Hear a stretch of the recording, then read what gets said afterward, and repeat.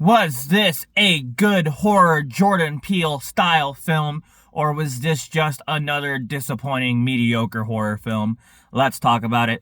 Hi, welcome back to another episode of Andrew's Movie Reviews. Today we watched Him, a Jordan Peele produced film. So he didn't write it or direct this one, he just produced it. So I don't know how much of a hand he had in this movie. So before you watch it, just keep that in mind. But I do have some thoughts. I will say this. I don't want to say spoiled, but on Twitter I saw this debuted on Rotten Tomatoes with a 36% rating. And I just want to start with this. It's not that bad, right? It's not a 36. I mean, it's not like a great movie or anything like that, but it's better than what people have said so far, in my opinion. So let's just start with our 1 to 3 minute review, the short review, I guess I should probably just call it. So skip to this time if you would like. Welcome back to another episode of Andrew's Movie Reviews. Today we watched Him, the new Jordan Peele film. It's not really directed or written by him, but it's produced by him, so just keep that in mind. But it is the same kind of style, right? So the thing about this film is it was kind of, I don't want to say spoiled, but on Twitter I saw it debuted with a 36 on Rotten Tomatoes. It's not that bad, right? It's not great. It's not it's fine. It's a fine movie. I wouldn't call it a 36, but don't expect anything too good, but don't expect anything too bad, right? It's a middle of the line movie. So I'll start with the good. I like Jordan Peele films because they're a weird kind of horror that kind of resonate. It's like a deep thinking, stylistic horror that I actually do enjoy, right? So this film definitely has that. It has very good sets. Everything is made creepily, but also fits the atmosphere really well. I really like the visual effects. There's parts in the film, this is not a spoiler, but it'll have an X-ray vision when things are getting weird, and it looks really good. And then the acting was actually pretty good. Marlon Wayans, you know him probably more as a comedic actor, but he does a very good job at being kind of insane in this film. I really liked his performance, and the main character too. I don't know his actor's name, but obviously I'll put it up on the screen. But he did a good job too. He portrayed a horror protagonist pretty well. Let's put it that way. The cons though, or the negatives. The story wasn't anything special. I don't know how well football and horror can really mix. It wasn't bad, but at no point was I ever just wow, this is great right here. This is breathtaking. No, I mean, I enjoyed the ride, but it's not something I would want to ride again. You know what I mean? I don't want to say parts of it was kind of predictable, but there was foreshadowing in the film that I don't know if it gave too much away or it just wasn't anything too deep to begin with. So I don't know if I could say the writing would fix anything. I just don't know if football and horror are a really good combination. I wouldn't watch a baseball western film, you know what I mean? But yeah, I mean, overall it was fine. If I had to put a rating on it, I'd give it a 6.4 out of 10. I don't know if I'd recommend it, but if you want to watch it, feel free. But let me know if you guys liked it. If you watched it, what would you rate it? Did you like it? Did you hate it? And then as always, just let me know how you feel. Thank you guys so much for watching. Have a fantastic rest of your day. Please subscribe and stick around for the full review on YouTube. Goodbye. So yeah, those are my quick and dirty thoughts. I thought we could go over more. I know this is the most least viewed section of my videos, but I feel we should still go over the thematical scriptitudes. Let's talk about the theme, right? So when I watched the trailer, I thought this was a commentary on CTE, or when football players get concussions after so many hits to the brain. And I think it's to a point it is, right? People like Antonio Brown, or if you ever watch that Aaron Hernandez documentary, or you know who it is, but after years of damage to their brain, they kind of become fucking crazy. So I feel that's a commentary on that.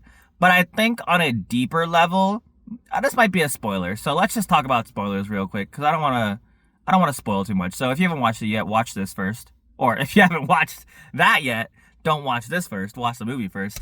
But so then the team they're trying out for is called the Saviors, which at first I perceived it as the Saints kind of way, where it's a religious type of figure. So I feel this film was also a commentary on how fans and people in general put players up on a pedestal and treat them as like a type of god, like a god of their team, like something they worship, right? Because football fans are pretty like, I don't want to say crazy, diehard, I guess is the way to say it. But I feel like I was a interesting theme I got out of it. I don't know if it's a correct theme, but it's something I got out of it. There's a fucking moth in here. Hold on, I'm gonna pause and kick this thing out. Okay, it flew away. I don't know where it went.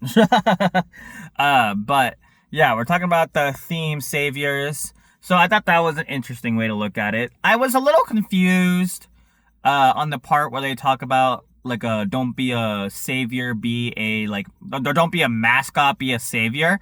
I guess I was a little confused about mascot. I'm assuming like a mascot is someone you look kind of like a jester in like a king's court. Like it's someone you look, I don't want to say down upon, but someone like you take as like a joke, right? And you don't want to be a joke, you want to be a god. You know what I mean? Is what I understood from that. Maybe there's a different meaning behind it. You guys can let me know. Another thing, like I mentioned, the story is kind of predictable. And now that we're at the spoiler parts, I can talk about this. But the whole movie, they talk about being a killer. And obviously you can interpret that as like a killer on the field, like take no prisoners, like that kind of like trash talk you've probably heard a million times, right? But when you understand that the whole premise of the film is that he is trying to be his replacement, you can kind of guess in a sense that they're gonna have a life or death showdown at the end. Like I don't know, maybe that's just like me, but like I felt like that was kind of predictable that the ending was just gonna be them fucking killing each other, and it happened. So I was like, okay, cool, I guess.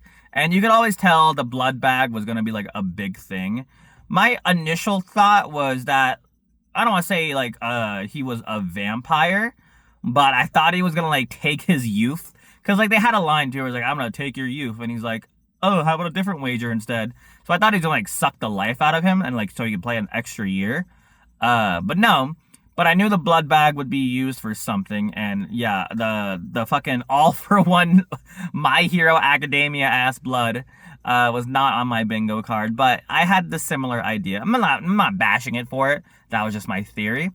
But yeah, I mean, it was fine, right? Nothing horrendous, just nothing like great. You know what I mean? And then yeah, acting was really good. We talked about that. The story, like I said, was fine. Visuals, I really like the visuals. I actually really enjoyed, I guess we'll talk about this. I really enjoyed like the finale where he fucking just goes on a killing rampage. Like, I don't know. I thought it was funny. I just thought it was funny. It kind of gave me the vibes of, and this is like completely random, but it gave me the vibes of the end of Once Upon a Time in Hollywood where Brad Pitt just fucking murders the entire Manson family. Spoiler alert. So yeah, I mean, I guess I don't fully grasp the reason for why all that happened. Like, he just fucking killed the guy, the Marlon Wayans, what was his name? Something White? I forgot already. Like, he just killed him to take a spot, and then now that he had the spot, he's like, nah, I'm just gonna murder everybody. And I'm not understanding why the fucking agent got blown up to pieces and dragged towards what do you call them? The fucking demon circles? There's a word for it. The Pentagon? Was it Pentagon? Yeah, I'm not sure why he exploded, to be honest. But okay, the thing about Jordan Peele films is like I'll never really understand everything on first watch. But also, this movie isn't really something I really plan on rewatching anytime soon. So I'd probably just wait for a YouTube video to come out. But besides that, like I said, everything was fine. If you want to watch it, feel free.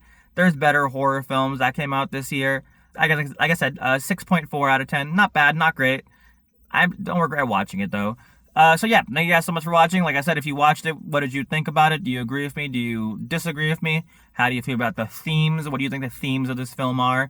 And yeah, have a fantastic rest of your day. Please subscribe tomorrow, or yeah, I guess maybe tomorrow we might watch Big, Bold, Beautiful Journey. I don't know why. It just intrigued me a little bit. It's the Colin Farrell, Margot Robbie love story. And for some reason, it kind of gave me anime vibes. And I kind of like cheesy anime love stories. So we'll see. We'll see. The reviews don't look great. I kind of looked at them. They were like a 50 out of 100. So we'll see. But yeah, thank you guys so much for watching. Goodbye. Please subscribe. Goodbye.